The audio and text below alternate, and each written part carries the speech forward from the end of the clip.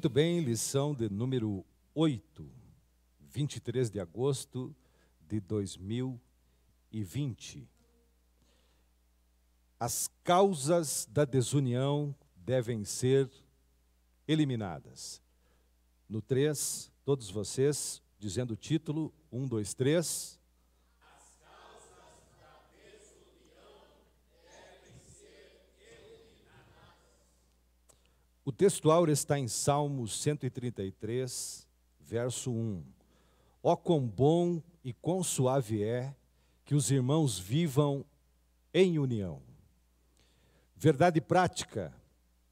A união, a leitura bíblica em classe para esta lição está em Neemias, capítulo 5, versículo 1, depois do versículo 6 até o versículo de número 12.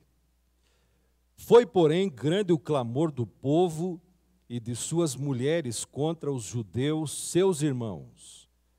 Ouvindo eu, pois, o seu clamor e estas palavras, muito me enfadei.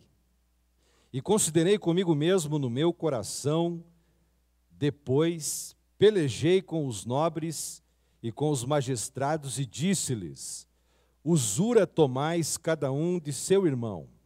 E ajuntei contra eles um grande ajuntamento. E disse-lhes: nós resgatamos os judeus, nossos irmãos, que foram vendidos às gentes, segundo nossas posses. E vós, outra vez, venderíeis vossos irmãos, ou vender-se-iam a nós? Então se calaram e não acharam que responder. Disse mais: não é bom o que fazeis. Porventura, não devíeis andar no temor do nosso Deus, por causa do opróbrio dos gentios, os nossos inimigos? Também eu, meus irmãos e meus moços, a juro, lhes temos dado dinheiro e trigo, deixemos este ganho. Restitui-lhes hoje, vos peço, as suas terras, as suas vinhas, os seus olivais e as suas casas, como também o 100º do dinheiro, do trigo, do mosto e do azeite, que vós exigis deles. Então disseram: restituir-lo-emos, e nada procuraremos deles. Faremos assim como dizes. Então chamei os sacerdotes e os fiz jurar que fariam conforme esta palavra. Amém. Nosso Deus, nosso Pai, nós queremos te agradecer porque é chegado o momento em que a tua palavra vai ser ministrada. E nós contamos com a presença, a ajuda, a orientação do teu Espírito Santo, para que o teu nome seja glorificado, seja exaltado através da tua palavra. A tua palavra que é infalível, a tua palavra que é poderosa, a tua palavra que transforma vidas, a tua palavra que liberta as vidas. Nós queremos orar, Pai, para que esse momento seja um momento marcante na vida de todos aqueles que vão ouvir a ministração desta palavra. Assim eu oro e te agradeço no nome de Jesus. Amém.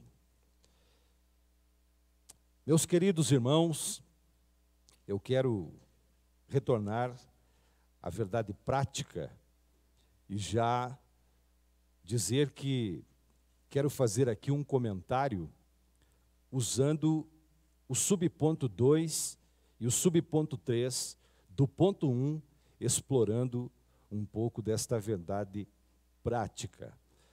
Vamos observar a expressão: a união é uma força indispensável para a igreja.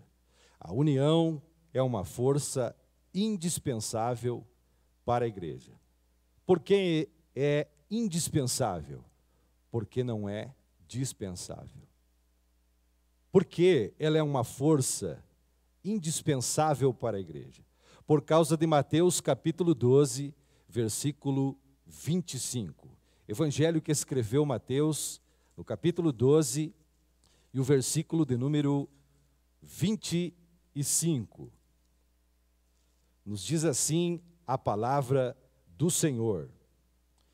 Jesus, porém, conhecendo-lhes os pensamentos, disse: todo reino dividido contra si mesmo ficará deserto, e toda cidade ou casa dividida contra si mesma não subsistirá. Verso 26. Se Satanás espelha Satanás, dividido está contra si mesmo, como, pois, subsistirá o seu reino? É uma força indispensável para a igreja, a união, porque reino dividido não prospera. E quem falou foi o próprio Senhor Jesus. Então, reino dividido não prospera. Uma cidade dividida não prospera. Até uma família dividida não pode prosperar. É preciso que haja concordância, é preciso que haja acordo. E o diabo, o nosso inimigo, ele quer enfraquecer a força da igreja, fazendo com que não haja a unidade do povo de Deus. Daí nós temos ainda a expressão que é um testemunho diante do mundo. Por que a união é um testemunho diante do mundo? Por causa de Atos, capítulo 1 e o versículo de número 8. Registrou o evangelista Lucas: mas vós recebereis poder ao descer sobre vós o Espírito Santo, e sereis minhas testemunhas, tanto em Jerusalém como em toda a Judéia e Samaria, até os confins da terra. A união é um testemunho diante do mundo, porque nós somos testemunhas do Senhor Jesus Cristo aqui na terra. Também vamos ler Mateus capítulo de número 5. Mateus capítulo de número 5, versículo 13.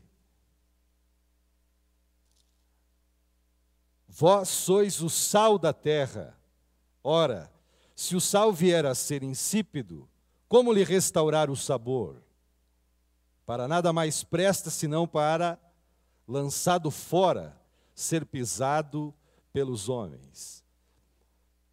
A união é um testemunho tão extraordinário diante do mundo, porque nós somos as testemunhas de Cristo Jesus e somos o sal da terra. Veja o versículo 14. Vós sois a luz do mundo. Nós somos a luz neste mundo. Não se pode esconder a cidade edificada sobre o monte, nem se acende uma candeia para colocá-la debaixo do alqueire, mas no velador, e alumia a todos os que se encontram na casa. Verso 16. Assim brilhe também a vossa luz diante dos homens, para que vejam as vossas boas obras e glorifiquem o vosso Pai que está nos céus. O mundo precisa ver unidade no povo de Deus. O mundo precisa ver unidade no povo de Deus. Vamos ver segunda carta do apóstolo Paulo aos Coríntios, no capítulo 3, e o versículo de número 2. Segunda carta do apóstolo Paulo aos Coríntios, o capítulo é o número 3, o versículo é o de número 2. Vós sois a nossa carta escrita em nosso coração, conhecida e lida por todos os homens. A união é um testemunho diante do mundo, porque nós somos testemunhas de Cristo, nós somos o sal da terra, nós somos a luz do mundo e nós somos a carta escrita. Nós somos uma carta escrita. Quando o apóstolo Paulo está dizendo isso na sua epístola ao povo que está em Corinto, ele está querendo dizer o seguinte: que boa parte da Bíblia o mundo vai ler através da minha e da tua vida.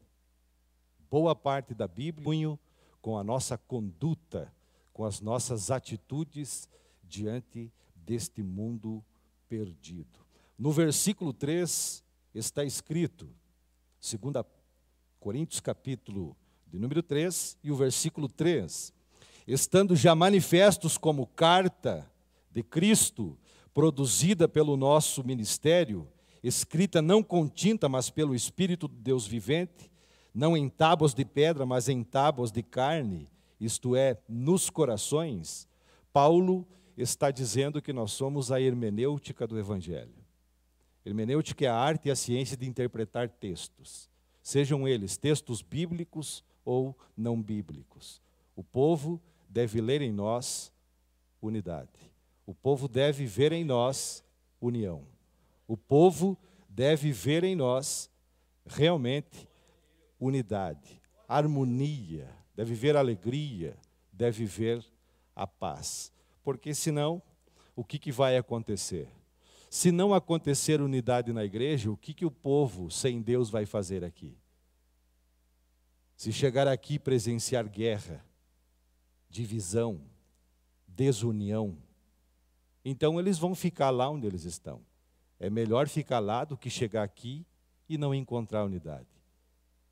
Na igreja de Jesus precisa haver unidade, porque a desunião desonra a Cristo e desonra a igreja.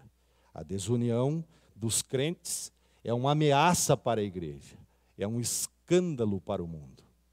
Quando o mundo percebe isso, então a desunião dos crentes, ela abre uma porta extraordinária para que a sociedade aponte coisas contra nós.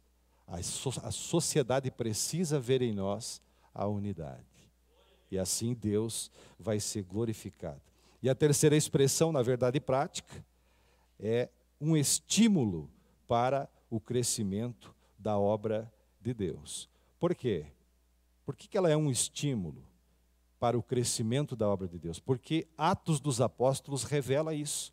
Atos dos Apóstolos revela unidade e crescimento. Atos dos Apóstolos revela unidade, qualidade e crescimento. Unidade gera qualidade. Qualidade pode gerar quantidade. Atos dos Apóstolos, capítulo 2, versículo 44 e depois o versículo 47. Atos dos Apóstolos, capítulo 2, versículo 44 e depois o versículo 47.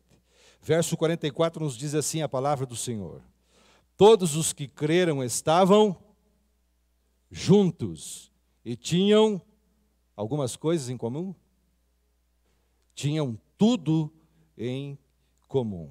O versículo 47, louvando a Deus e contando com a simpatia de todo o povo. Enquanto isso, acrescentava-lhes o Senhor dia a dia os que iam sendo salvos. Porque o povo via unidade. Atos capítulo 5, versículo 14. Atos dos Apóstolos, capítulo 5, versículo 14.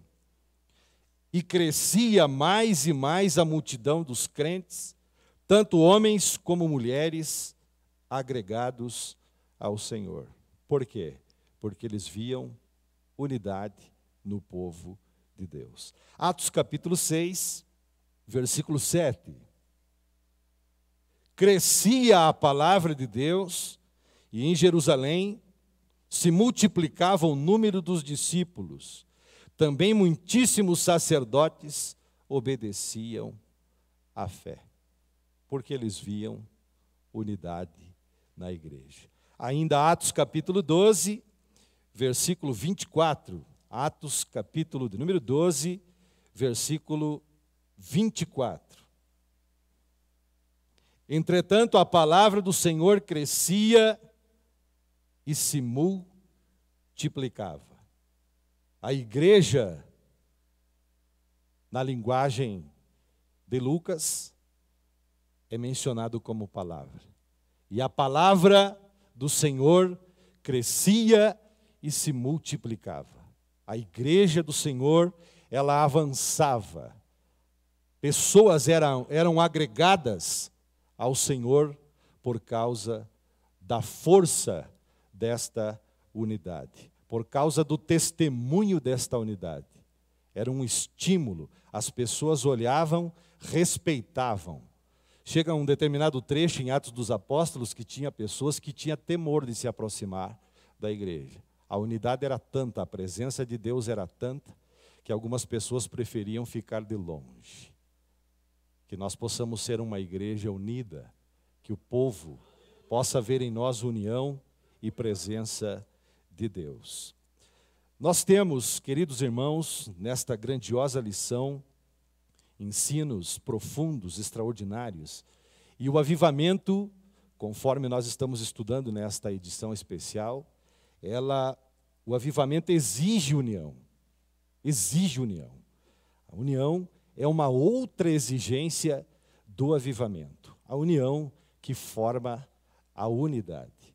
O ambiente para que a presença do Espírito Santo esteja atuando precisa ser um ambiente de união. Então, tudo que causa partidarismo, tudo que causa divisão, tudo que causa desunião, precisa ser banido do nosso meio. Não pode existir isso no nosso meio. Para acontecer avivamento, para acontecer despertamento, precisa haver unidade. Então, para nós analisarmos este aspecto do estudo que hoje vamos, de Neemias, quando ele ainda batalhava para reconstruir os muros da cidade, fatos estes que estão narrados no capítulo 5, que leva o livro o seu nome. Então vamos ao tópico 1 da nossa lição. A união caracterizava os judeus libertos do cativeiro. Subponto 1. Qual era a base desta união? Todos eram do mesmo povo e confessavam a sua fé no único Deus. Todos haviam experimentado o despertamento. O que influenciava esse povo a ter unidade para fazer a obra de Deus era um despertamento vindo por parte de Deus. Todos estavam envolvidos nesta grande obra. E eu preciso me lembrar dos fundamentos da unidade da fé cristã, porque nós temos aqui na nossa lição a referência que todos estavam envolvidos naquela grande obra depois que eles retornaram do exílio, do cativeiro babilônico. A Bíblia menciona que todos eram como um só homem, todos trabalhavam em prol da obra de Deus. E para nós aprendermos sobre os fundamentos da unidade cristã, nós precisamos ir na carta de Paulo aos Efésios, no capítulo de número 4, e vamos ler a partir do verso 4, e vamos encerrar no verso 6. Nos diz Paulo, nos diz a palavra de Deus: há somente um corpo e um espírito, como também fostes chamados, numa só esperança da vossa vocação. Há um só Senhor, uma só fé, um só batismo, um só Deus e Pai de todos, o qual é sobre todos, age por meio de todos, está em todos. Aqui nós vemos a unidade do corpo, um só corpo. A figura do corpo aqui se refere à igreja, e isso explica que ela é um organismo vivo e indivisível, não pode ser dividida. Quando a Bíblia diz o Espírito Santo, ou um só Espírito, fala na unidade do Espírito. É afirmada a unidade aqui da Trindade. A Trindade é o melhor exemplo da unidade. Deus é sempre a comunhão das três divinas pessoas. Deus, o Pai, nunca está sem Deus o Filho e sem Deus o Espírito Santo. Nunca, jamais. Existe também uma unidade do propósito. Qual propósito? Uma só esperança. Nós temos uma só esperança.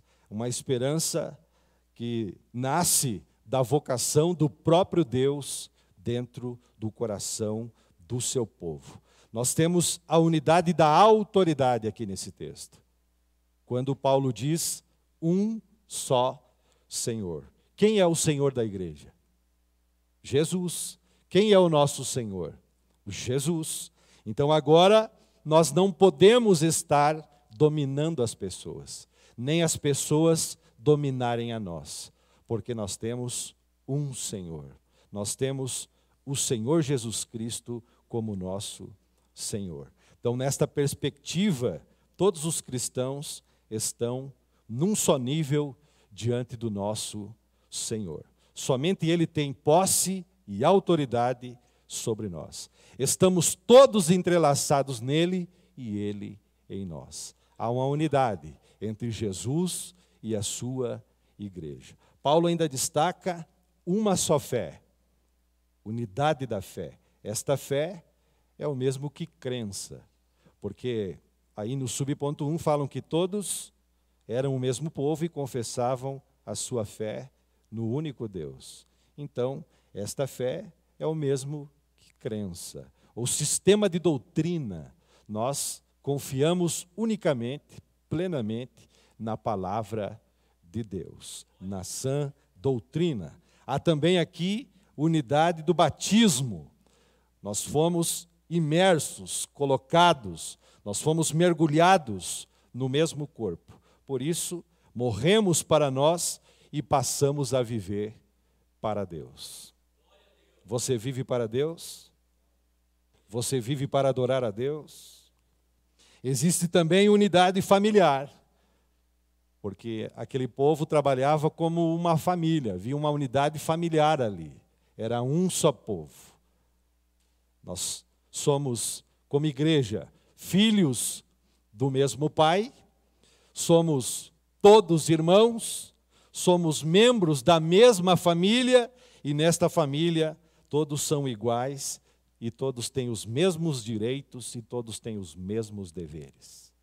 Aqui o apóstolo Paulo então mostra para nós os fundamentos da unidade cristã. Subponto 2, esta união entre os judeus simboliza a união que deve haver na igreja de Deus. Vamos ler Gálatas, capítulo 6, versículo 16. Gálatas, capítulo 6, versículo de número 16. E a todos quantos andarem de conformidade com esta regra, paz e misericórdia sejam sobre eles e sobre há muitas coisas que nos unem. Por exemplo, todos experimentaram o novo nascimento. Todos os salvos. Nem todos são nascidos de novo. Quem nasceu de novo, conforme o Evangelho de João, no capítulo 13, o versículo 3, vê o reino. Conforme João, capítulo 13, versículo 5, está dentro do reino. Quem não nasceu de novo, não vê o reino de Deus.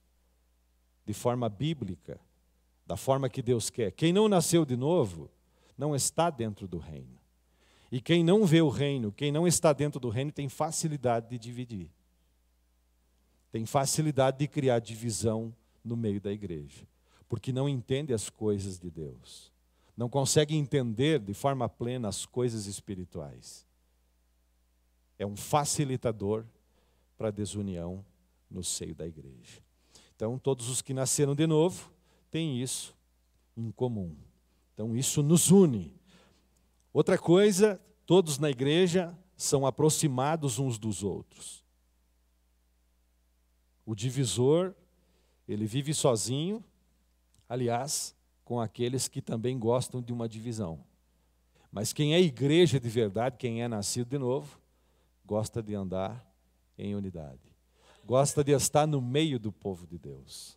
É uma alegria estar no meio do povo de Deus. É uma paz estar no meio do povo de Deus. É uma bênção estar com o povo do Senhor.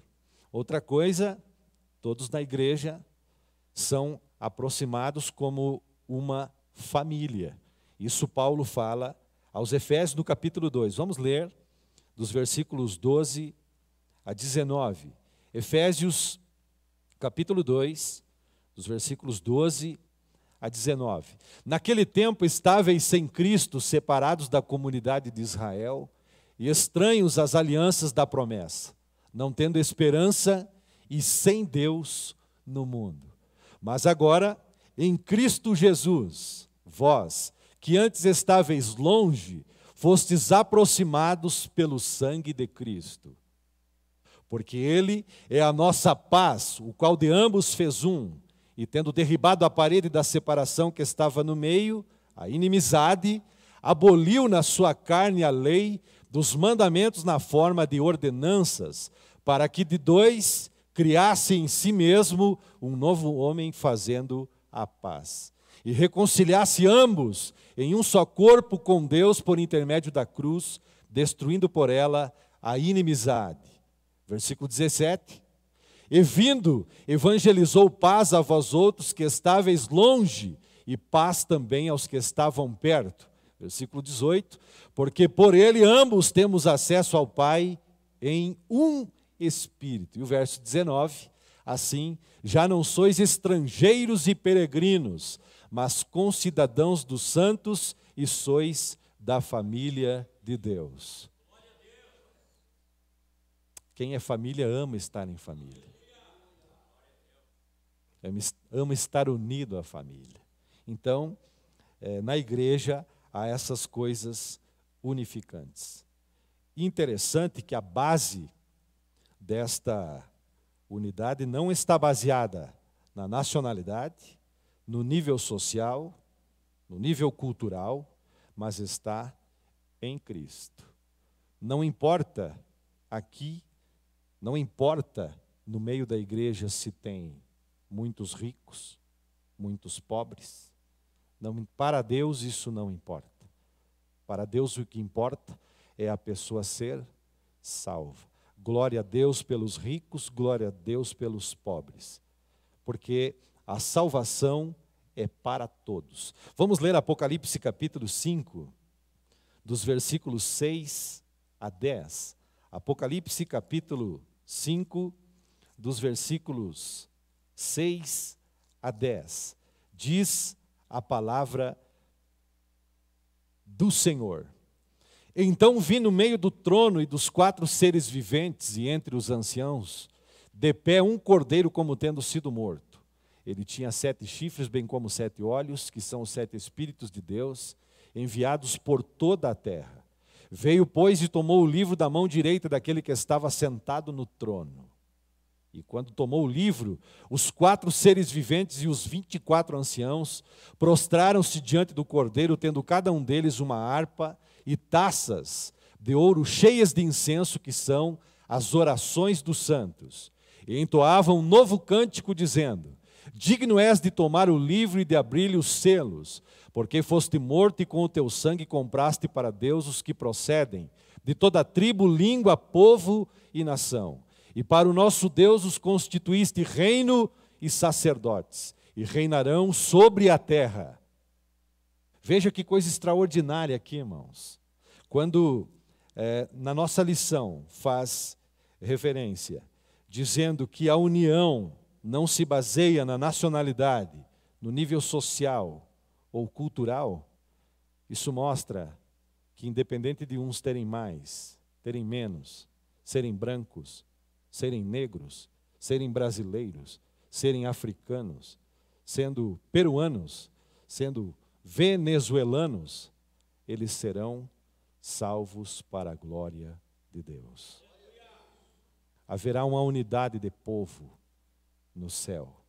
Glória a Deus. Você pode exaltar o nome do Senhor.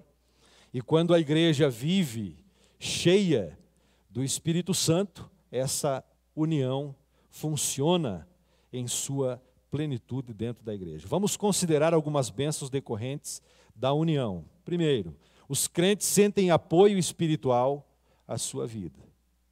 Porque no mundo é diferente o tratamento, é muito diferente a nossa convivência com as pessoas do mundo. Porque quando nós chegamos na casa de Deus, nós precisamos encontrar aqui um ombro amigo. Nós precisamos encontrar na casa de Deus uma mão estendida. Nós precisamos encontrar na igreja de Deus ajuda. Porque se isso não encontrar aqui, se nós não encontrarmos isto aqui, o que é que as pessoas virão fazer aqui no nosso meio?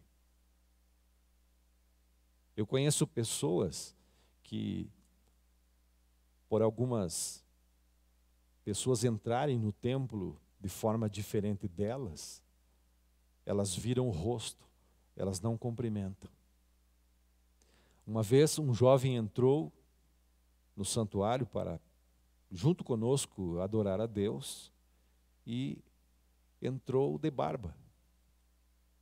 E o homem olhou para aquele jovem barbudo, com um brinco na orelha. Cruzes! O sangue de Jesus tem poder. Mas a salvação é para quem, irmãos? É para os sãos ou para os doentes? Se as pessoas chegarem aqui e nós dermos as costas, nós virarmos o rosto, elas não virão mais. Elas precisam sentir aqui uma coisa boa, um ambiente bom, um ambiente de paz, um ambiente de harmonia, um ambiente onde as pessoas estendem a mão, onde as pessoas apoiam, onde as pessoas ajudam, onde as pessoas têm uma boa palavra, onde as pessoas têm um bom conselho. Um ambiente onde Deus está. E um ambiente onde Deus está, tudo pode ser transformado. Então nós precisamos ter isso em mente. Então nós temos que tomar muito cuidado, irmãos, porque tem fatores que podem atrapalhar bastante a unidade. E nós encontramos isso no próprio livro de Neemias, porque ali se destaca dois fatores que podem fazer com que aconteça a desunião.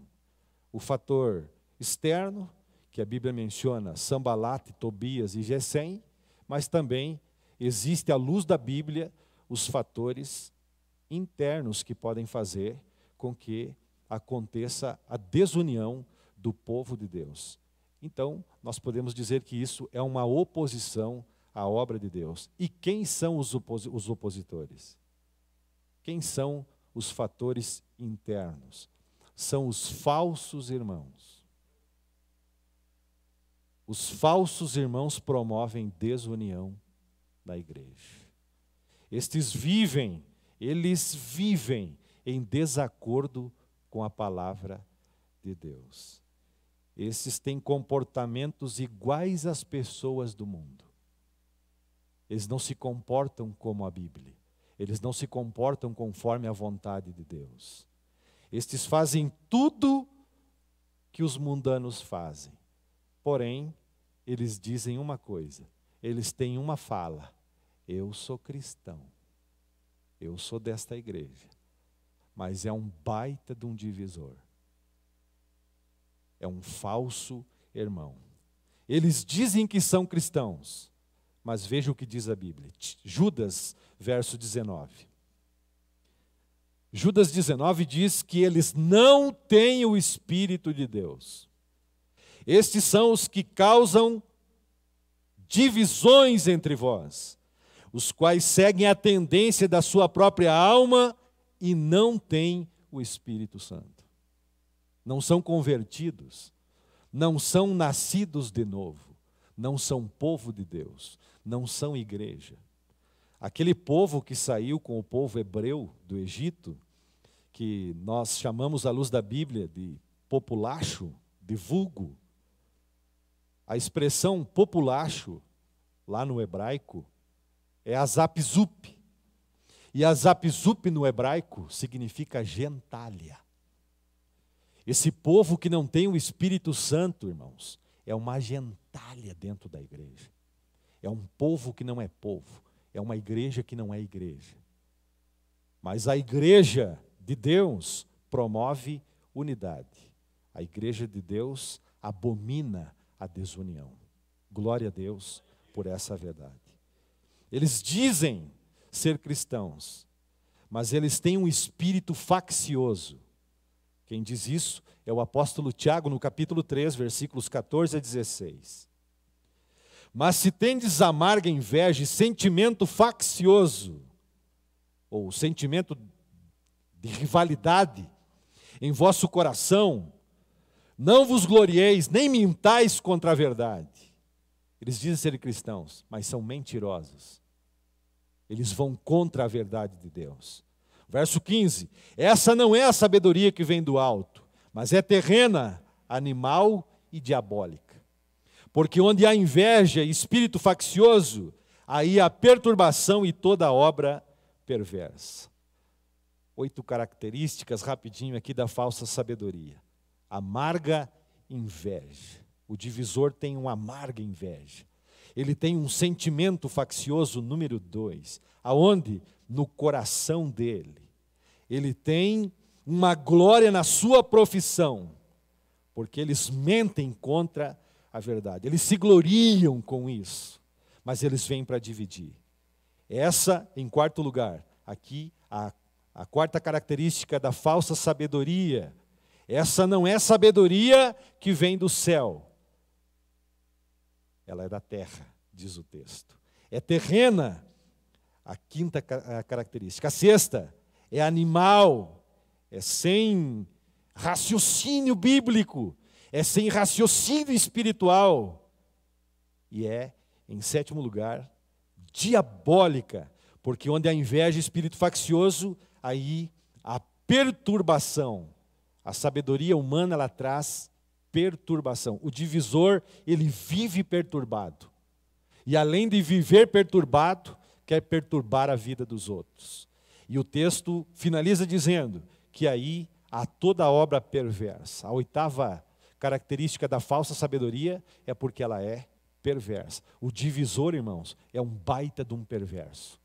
É perigoso andar perto de pessoas que dividem a igreja de Jesus. É muito perigoso andar com pessoas assim.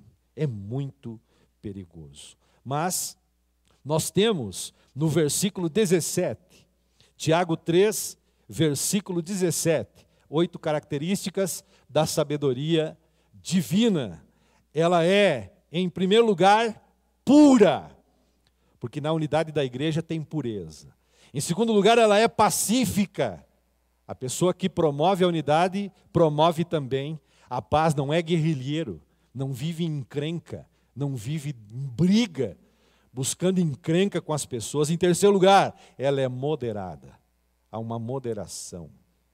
Ela é modesta, ela é gentil. A sabedoria que vem do alto, ela é modesta, ela é gentil. A Bíblia diz que ela é, em quarto lugar, tratável, ela não é teimosa. O divisor é um baita de um teimoso. Ele teima contra a verdade de Deus. Mas essa característica da sabedoria divina, ela é tratável. Em quinto lugar, ela é cheia de misericórdia. A pessoa que promove a unidade é misericordiosa. O divisor não tem misericórdia. Ele arrebenta tudo e todos. Ele não quer saber as consequências que pode trazer aquele assunto que ele está tratando com aquela pessoa. E geralmente são os incautos, os indoutos, os mais frágeis, espiritualmente falando, que sofrem esses danos. Em sexto lugar, ela é cheia de bons frutos. A pessoa que promove a unidade, você vê o que ela promove. Você vê os frutos na vida dessa pessoa. Frutos bons, não são frutos estragados.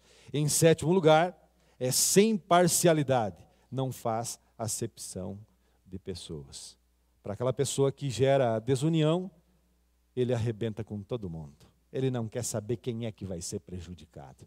Mas essa não é a vontade de Deus. Eles dizem serem cristãos, mas eles não são. Eles não têm o Espírito Santo, eles têm um espírito faccioso, e eles são como uma praga na lavoura de Deus. Hebreus capítulo 12 e versículo 15. Diz a Bíblia: tem cuidado de que ninguém se prive da graça de Deus, e de que nenhuma raiz de amargura brotando vos perturbe, e por ela muitos se contaminem. Tendo cuidado, aqui o escritor aos Hebreus está dizendo: atenção, tomem cuidado, não virem as costas para Cristo, vigiem, em outras palavras.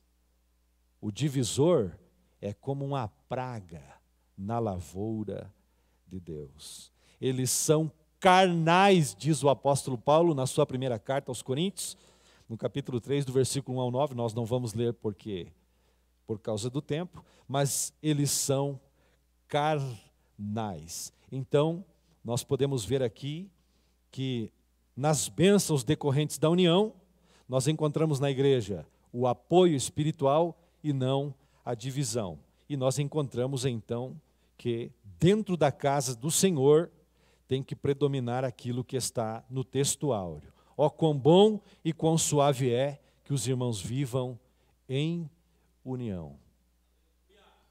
Quando o texto diz quão bom e quão suave é, a união é bom e é suave. A desunião é ruim e é pesada.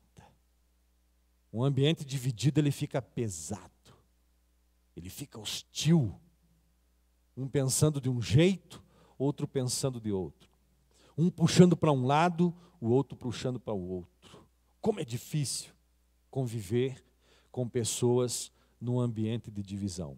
Mas, como diz a Bíblia, quão bom e quão suave é que os irmãos vivam em união. Glória a Deus. Na igreja, quando as pessoas chegam, elas percebem, devem perceber que nós somos unidos também, levando as cargas uns dos outros. É bom quando as pessoas nos ajudam, sim ou não? A Bíblia diz, Gálatas 6:2, vamos ler esta palavra de Deus, que na igreja levamos as cargas uns dos outros. Levai as cargas uns dos outros, e assim cumprireis a lei de Cristo. Cumprireis a palavra de Cristo. O que é levar as cargas uns dos outros? O excesso de carga, quando nós não conseguimos, nós temos que dividir. Na igreja precisa ter este suporte. Precisa ter pessoas que recebam um pouco da nossa carga. Pessoas de confiança. Pessoas que nós podemos confidenciar coisas. Como está o nível de confidenciamento na sua vida? As pessoas procuram você para confidenciar as coisas, elas confiam em você, elas confiam em nós como igreja. Nós ouvimos as suas confidências e ajudamos, ou assim que elas dão as costas, nós já saímos falando. Porque é complicado abrir a nossa vida, tentar dividir o peso da carga com pessoas que não guardam aquilo que a gente pediu segredo. É tão difícil quando nós falamos alguma coisa pedindo ajuda e as pessoas saem falando. O nível de confidenciamento na vida das pessoas está ficando tão baixo porque as pessoas não confiam mais em ninguém. Está ficando escasso as pessoas de confiança para nós abrirmos alguma coisa em relação à nossa vida. Porque tem pessoas que você não pode falar nada da sua vida.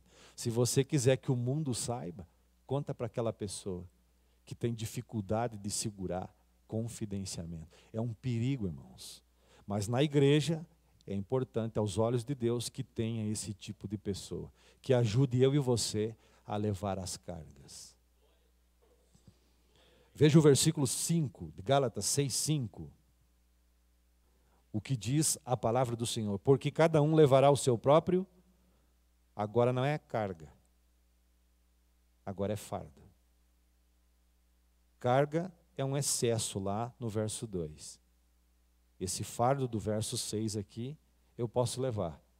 São os problemas naturais da vida, as dificuldades naturais da vida.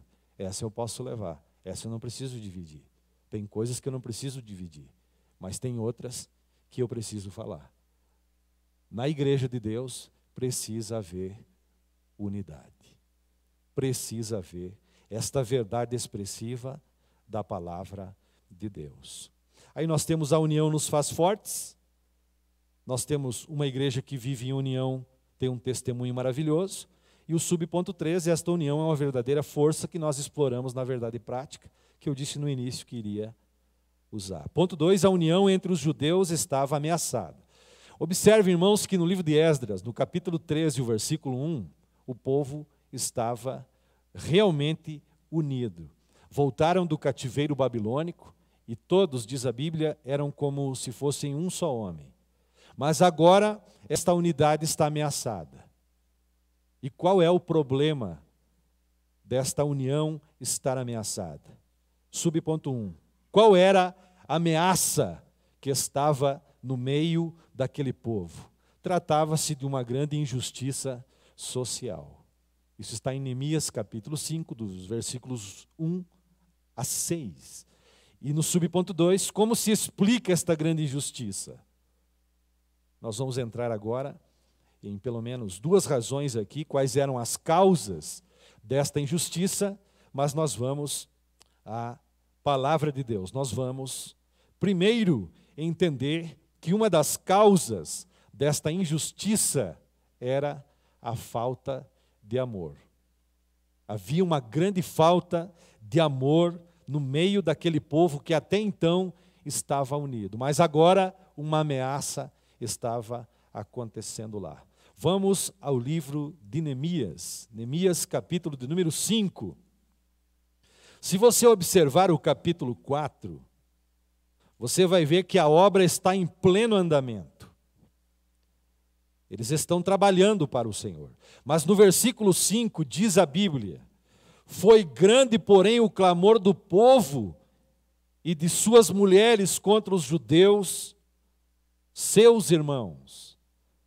Houve um grande clamor do povo e de suas mulheres contra os judeus, seus irmãos. Observem que agora o problema não é mais o fator externo. Não é mais Sambalate, nem Tobias e nem Gesem. Agora o problema é interno. Havia um clamor entre os irmãos. Estava acontecendo uma dificuldade interna entre o povo judeu. O que estava acontecendo? Nós vamos ver do versículo 1 ao versículo 5, 4 grupos de pessoas que estavam envolvidas numa crise. E a crise era financeira. Então a Bíblia diz no verso 2, o primeiro grupo: porque havia os que diziam, somos muitos, nós, nossos filhos e nossas filhas, que se nos dê trigo para que comamos e vivamos. Havia aqui os trabalhadores, que não tinham casas, não tinham terras, não tinham possessões, mas eles precisavam se alimentar. Então, o que a Bíblia diz? Eles estavam passando fome. Eles estavam passando fome, diz o verso 3. Era grande a fome naquela situação. Então, o primeiro grupo que está envolvido aqui, naquela situação, eram aqueles que, no verso 2, se destaca como uma numerosa família, que tinham filhos, filhas, mas não tinham nem o que comer. O segundo grupo, também houve os que diziam, as nossas terras, as nossas vinhas e as nossas casas, hipotecamos para tomarmos trigo nesta fome. O segundo grupo era aqueles que tinham posses, mas que tinham que empenhorar as suas posses, hipotecaram as suas posses para poder se alimentar. E o que eles diziam? Para tomarmos trigo nesta fome, porque através do trigo se fazia o pão, e pão é alimento basilar. Pelo menos o pão eles queriam, mas eles tinham que hipotecar as suas coisas. Vejam que tributo do rei sobre as nossas terras e nossas vinhas. Então, tinham aqueles que iam aos irmãos judeus de melhor condições, que é o quarto grupo, é o grupo dos judeus ricos. O grupo dos judeus ricos estavam explorando os outros 3 grupos dos mais necessitados. Exploravam os trabalhadores, exploravam aqueles que tinham as suas posses.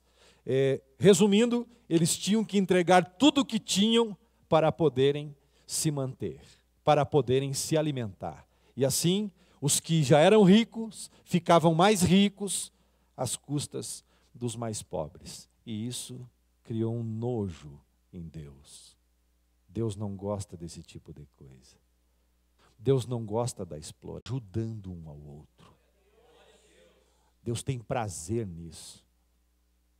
Deus tem prazer nesta verdade. Mas eles estavam sendo explorados. E a Bíblia diz, no verso 5, no entanto, nós somos da mesma carne como eles.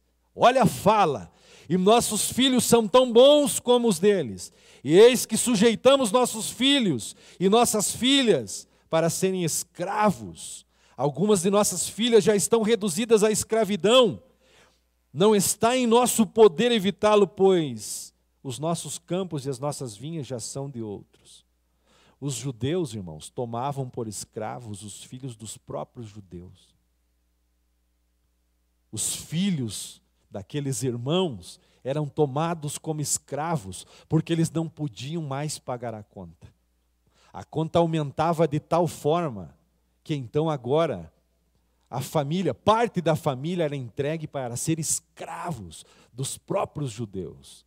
A lei determinava um empréstimo de dinheiro para os judeus sem usura. E o texto menciona que eles emprestavam com usura. Um juro excessivo que os judeus não poderiam pagar. E como não poderiam pagar, então os filhos e filhas eram entregues como escravos para servirem aqueles senhores que eram do mesmo povo. Veja que situação. Isso não é união. Isso não é unidade. Isso é uma coisa diabólica. E o diabo já dividiu uma parte dos anjos no céu. Lúcifer fez isso no céu. Não quis ficar unido com Deus. Houve uma desunião e ele foi expulso. Então toda desunião por trás está o diabo. Então a gente tem que cuidar com os divisores. A gente tem que cuidar com a divisão. A gente tem que cuidar o que está dividindo nós dos nossos irmãos. E pode ser muitas coisas que podem trazer a divisão entre nós e os nossos irmãos. Entre nós, nossos irmãos e o nosso Deus. Nós temos que tomar muito cuidado com isso, porque isso é um perigo. Repito, porque atrás da desunião está Satanás. E nós não temos nada com Satanás. Nós não temos nada com o diabo. Nós temos compromisso com Deus. Nós temos compromisso com a palavra de Deus. Nós temos compromisso com o Espírito Santo de Deus. E a Bíblia diz que o verso 6, Neemias, um grande líder, ouviu o clamor do povo. O clamor era grande, irmãos. Imagine que até então, todo mundo estava trabalhando junto. Eram unidos. Fizeram tudo o que tinha que ser feito por determinação de Deus. Mas agora, um clamor aconteceu. Vocês imaginem, o Neemias não teve muito tempo para estar junto lá com o povo. Ele está em obras. Ele vai para uma obra determinada. Ele vai para Jerusalém com um propósito específico. Mas de repente ele escuta clamores e ele está trabalhando. O povo está trabalhando. E o rumor é grande. A reclamação é grande. E Neemias é um líder. É um grande líder. É um extraordinário líder. Esse capítulo pode ser dividido em 3 partes. Uma grande miséria que estava acontecendo, uma grande assembleia, um grande ajuntamento que Neemias vai fazer para tratar a situação, e um grande líder, um grande exemplo de líder que é o Neemias. Neemias vai liderar agora uma situação que não estava prevista. Ele ouve os clamores das pessoas, até as mulheres estavam clamando, e Neemias tem uma percepção, entendam, irmãos, ele precisa tratar essa situação para dar sequência na obra. Ele teve uma percepção, se essa desunião continuar, a obra não vai avançar. Se essa desunião seguir do jeito que está, a obra não vai avançar. Então Neemias precisa tratar agora daquela situação. E sabe o que acontece? A obra para. Neemias para com a obra. E Neemias vai tratar daquele assunto. Veja o versículo 7. Depois de ter considerado comigo mesmo, ele ouviu as reclamações, ele ouviu tudo o que o povo dizia. O versículo 6, a parte final, diz que ele se aborreceu, ele ficou triste, ele ficou irado, mas ele considerou, ele não deixou a ira dominar. Ele é um grande líder. A Bíblia diz no verso 7, então, que ele considerou. Olha a atitude do Neemias. Ele considerou. A Bíblia diz no verso 7 ainda que ele repreendeu os nobres e magistrados e lhes disse: sois usuários cada um para com o seu irmão. E convoquei seu Neemias. Ele considerou Neemias e fez uma repreensão porque ele percebeu que aquilo não estava bem. Aquilo estava causando desunião entre o povo de Deus e a obra precisava ser concluída. E ele tem um entendimento que com aquela divisão, Deus não ia aprovar aquela obra. Ele precisa então atrair agora a unidade novamente para o meio do povo e ele precisa resolver aquela doença, aquela situação, aquela exploração que estava acontecendo no meio do povo. E no verso 8, ele faz um confrontamento público, porque ele percebe que o pecado é muito grave. Veja o verso 8. Disse-lhes: nós resgatamos os judeus, nossos irmãos, que foram vendidos às gentes, segundo nossas posses, e vós outra vez negociaríeis vossos irmãos para que sejam vendidos a nós? Então se calaram e não acharam o que responder. Disse mais: não é bom o que fazeis. Porventura não devias andar no temor do nosso Deus? O povo não tinha temor, irmãos. Aqueles homens mais ricos não tinham temor de Deus, estavam explorando. Havia uma exploração extraordinária. Do contrário de Neemias, ele não usava dos seus direitos para realizar a obra que, como por direito de governador, ele poderia. Muito pelo contrário. A Bíblia vai revelar muitas coisas aqui de ordem positiva na liderança do Neemias. Então, no tópico 2, ele precisa tratar esta ameaça. Era uma causa negativa. E ele precisava eliminar aquela causa para que o avivamento de Deus continuasse no meio do povo e a obra de Deus fosse concluída. Então faltava amor por parte daqueles homens. Eles eram duros de coração. Eles exigiam com dureza. Porque veja o versículo 11 de Neemias 5. Neemias diz: restitui-lhes hoje, vos peço, as suas terras, as suas vinhas, os seus olivais e as suas casas, como também o 100º do dinheiro, do trigo, do vinho e do azeite, que exigistes deles. Eles exigiam isso. E o povo se curvava e tinha que entregar, porque eles não tinham o que fazer. Agora, Neemias não fazia isso, ele não exigia os seus direitos como governador. Muito pelo contrário. No versículo de número 15, ele diz: mas os primeiros governantes que foram antes de mim oprimiam o povo e lhe tomaram pão e vinho, além de 40 ciclos de prata.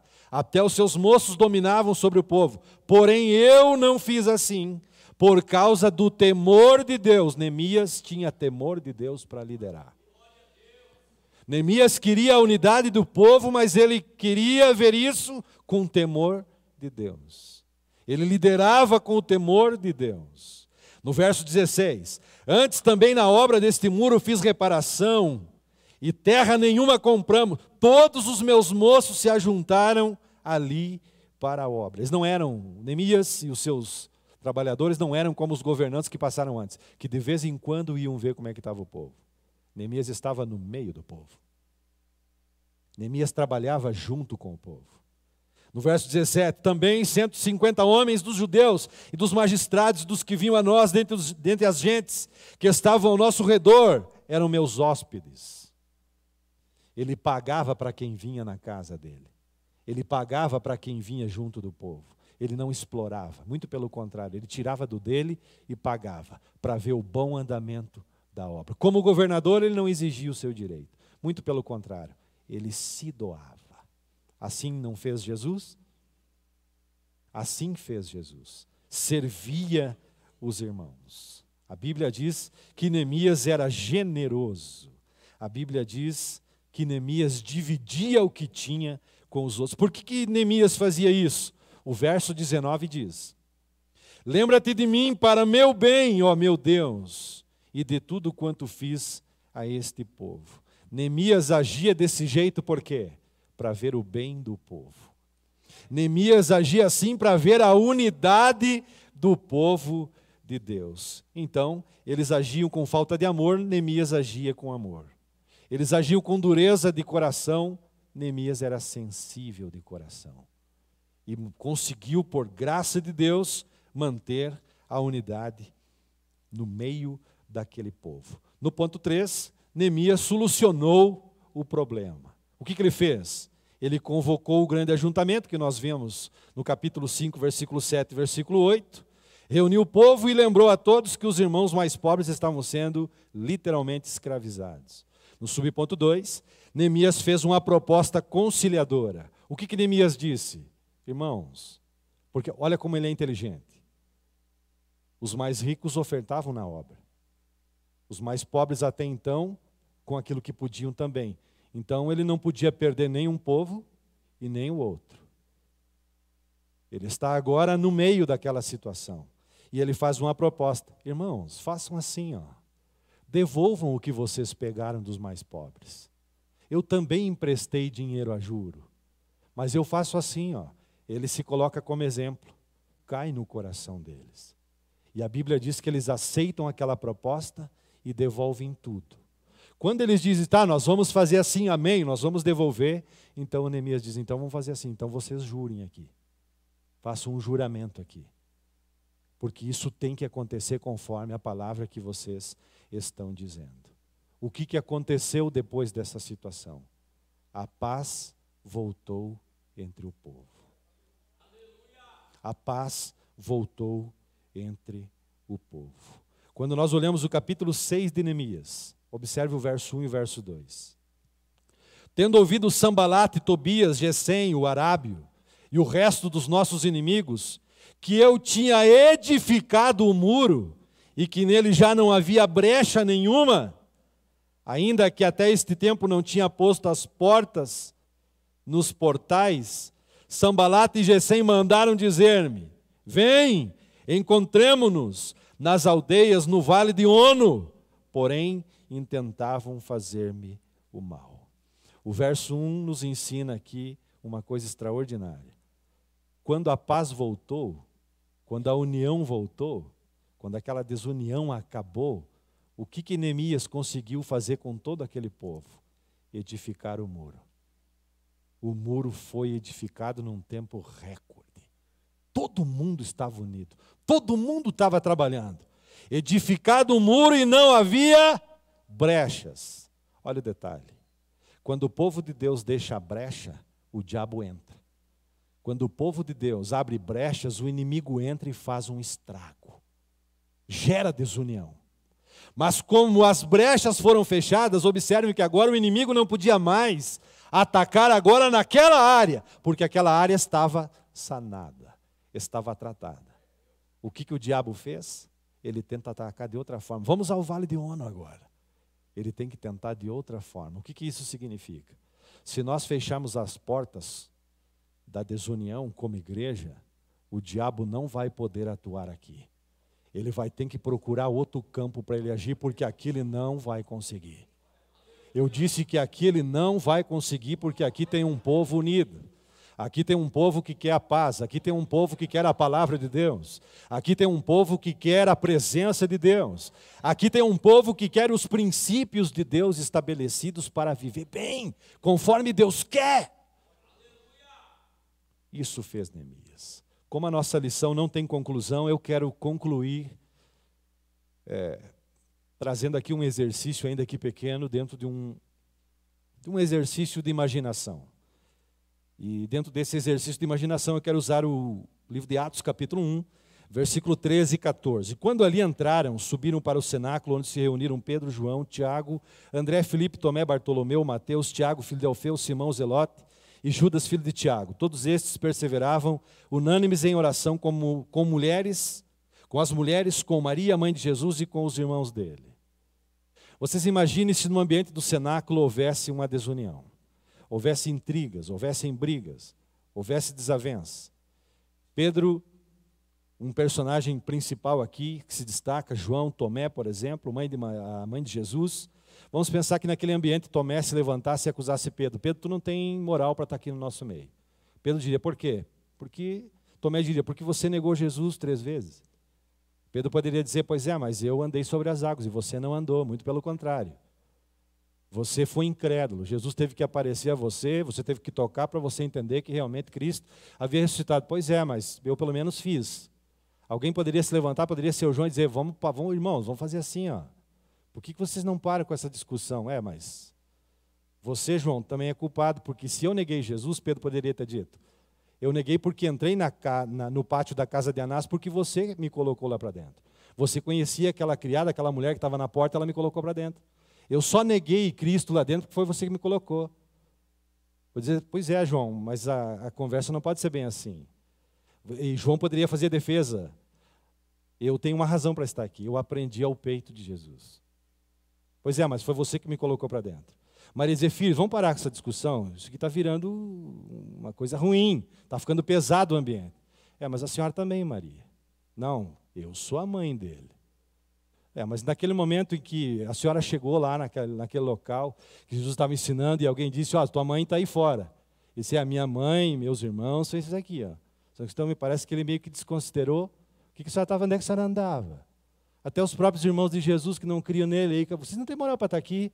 Não, mas e quem é que foi até a cruz com ele?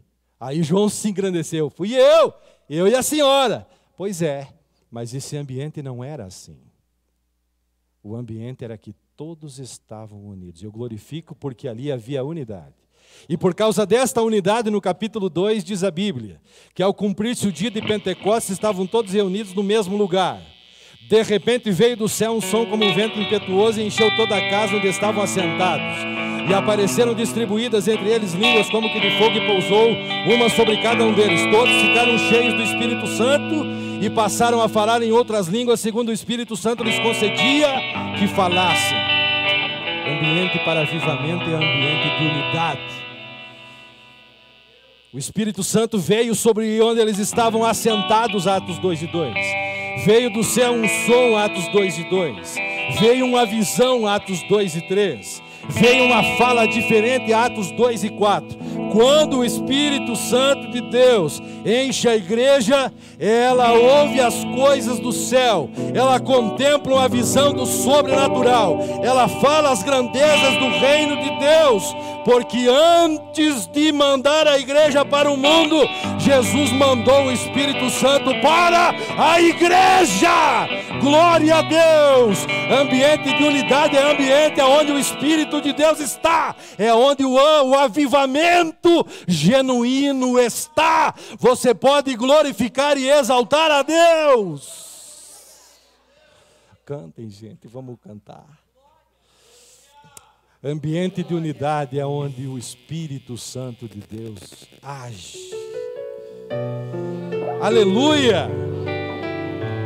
Aleluia! Queremos a paz, queremos a unidade na igreja. Amai-vos uns aos outros, sujeitai-vos uns aos outros. Aquele que quiser ser o primeiro, sirva tudo. Aleluia! Temos um lugar no coração de Deus. Importa que Ele cresça e eu diminua. Eu quero servir aos meus irmãos, Jura mandar assim como Jesus.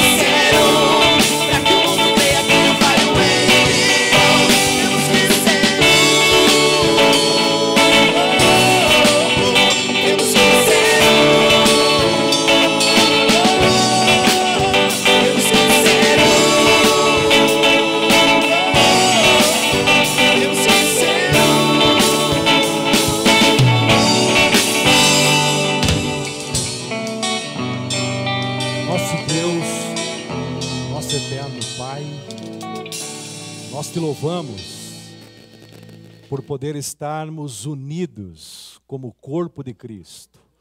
Nós te louvamos porque a tua presença está aqui. Nós te louvamos porque podemos fazer a obra do Senhor com um pensamento voltado para as coisas de cima, pensando que a obra do Senhor precisa avançar. Nós te agradecemos porque há unidade no povo de Deus aqui em Vacaria, buscando o progresso da obra, buscando o avanço do teu reino nesta cidade. Nós oramos para que a paz do Senhor continue no nosso meio, para que nós possamos ajudar uns aos outros, para que nós possamos cumprir a tua palavra, para que nós possamos cumprir aquilo que o Senhor quer que a gente faça. Pai, nós te louvamos pela tua palavra que aprendemos na manhã desse dia. Nós queremos te louvar, Senhor, porque a igreja do Senhor, ela se reúne porque quer mais de ti. Nós queremos mais do teu Espírito Santo. Nós queremos continuar sendo despertados pelo Senhor, pela tua palavra. Que a unidade permaneça entre nós.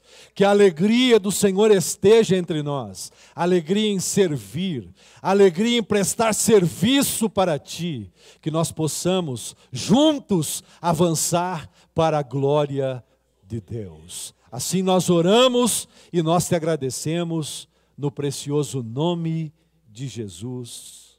Amém. Meus queridos irmãos, nós temos irmãos de Caxias do Sul, que estiveram conosco, Santo Antônio das Missões, Alvorada, Florianópolis, Bom Jesus, Carazinho, Canoas, Minas Gerais, Porto Alegre, Sananduva e Novo Barreiro. Que Deus abençoe, continue conosco, logo mais às 19 horas, um grandioso culto. Assista, participe para que você seja abençoado ainda mais pelo nosso Deus. A nossa escola bíblica Videira Frutífera está encerrada em nome de Jesus.